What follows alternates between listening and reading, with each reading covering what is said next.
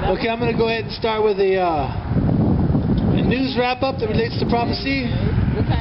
We weren't here last month, so we're going to tie in last month's as well, November through January 2nd.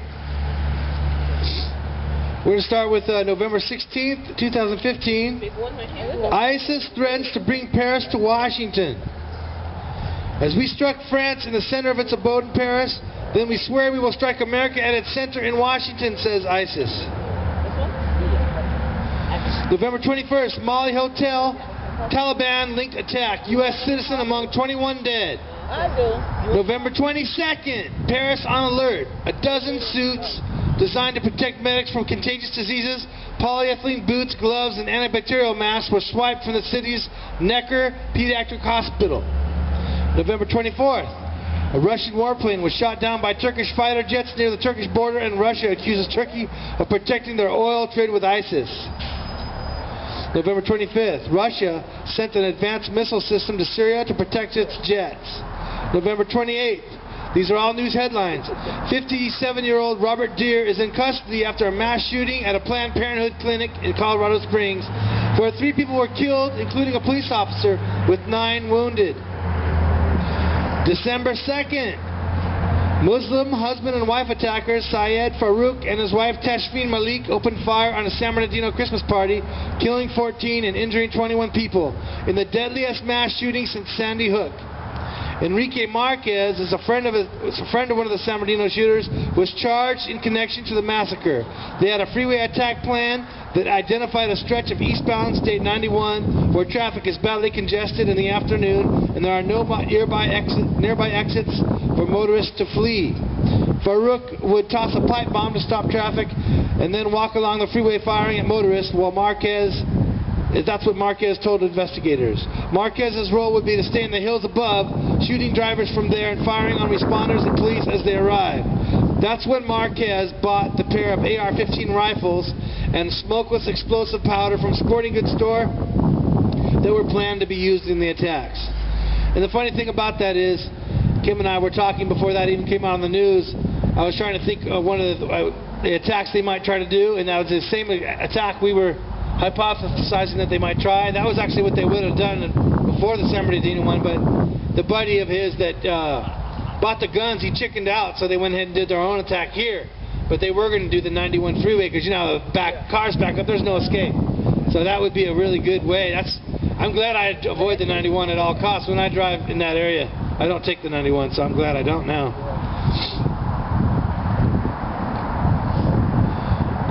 December 7th. Headline: ISIS sleeper cells reported in all 50 states. So we've got to be aware of our surroundings. They want to kill us because we don't believe what they believe, said Rob O'Neill, the Navy SEAL who shot and killed Osama bin Laden in 2011. December 8th. Americans, your government is at war with you, is the headline.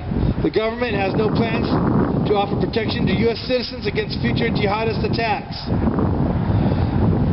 December 10th. Some faith leaders say they believe the pronounced climate change agreement is another step the United Nations and globalists are taking to create a world socialist government. We don't want that, do we? That's what Hitler tried to do. December 13th, nearly 200 nations met in Paris and adopted the first global pact to fight climate change. So here, 200 nations after this Paris attack, they're going to talk about the weather instead of stopping terrorism. That's how crazy a world we lived in. It's messed up. December 17th. When Christians point to violent verses in the Quran, Muslims reply, but what about the violent verses in the Bible? How should we respond to this fair challenge from Muslims? This is my answer I'm going to give to that question. It was in the news.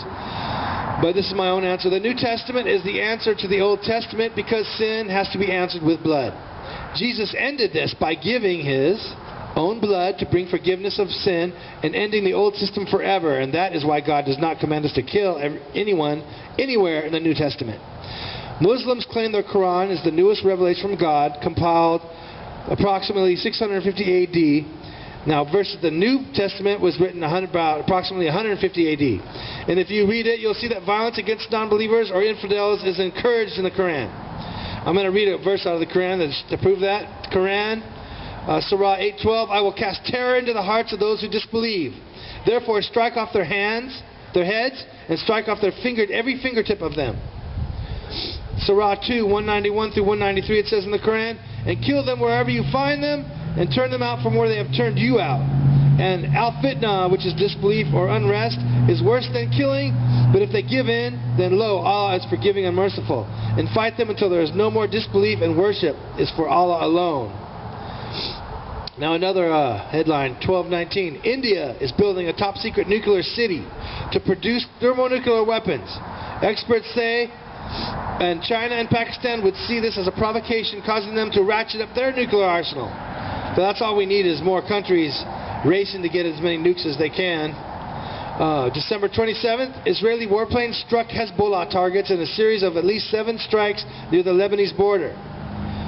December 30th, a provocative missile test firing by Iranian paramilitary forces near the Harry S. Truman destroyer, or aircraft carrier, as it passed through the Strait of Hormuz, was likely ordered by Iranian senior leaders, a dangerous and unprofessional stunt. But these sort of provocative run-ins are likely to continue in 2016 as hardline forces in Iran exploit uneasy relations with the West, one expert warns.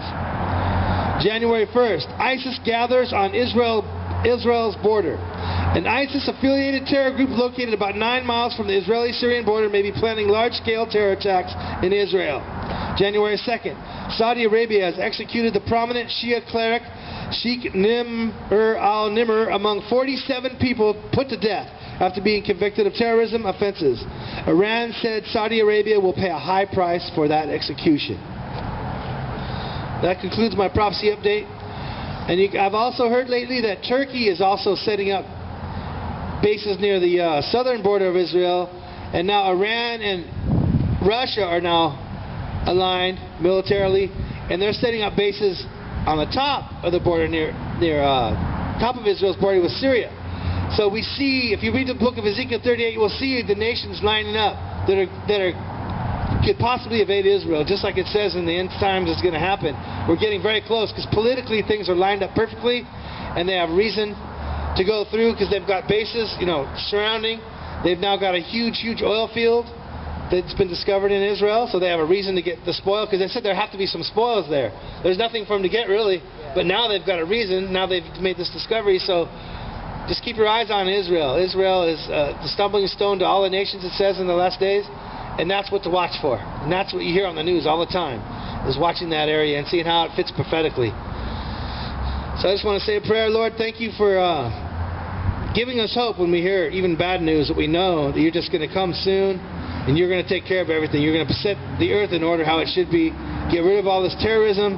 Just give us hope, Lord. I pray that many people would get saved before you return, before it's too late, because now is the time for salvation, you say in your word, and we thank you for that. We thank you gave your life. You gave your son's life so that we could be saved and be with you forever. And we thank you in Jesus' almighty name. Amen.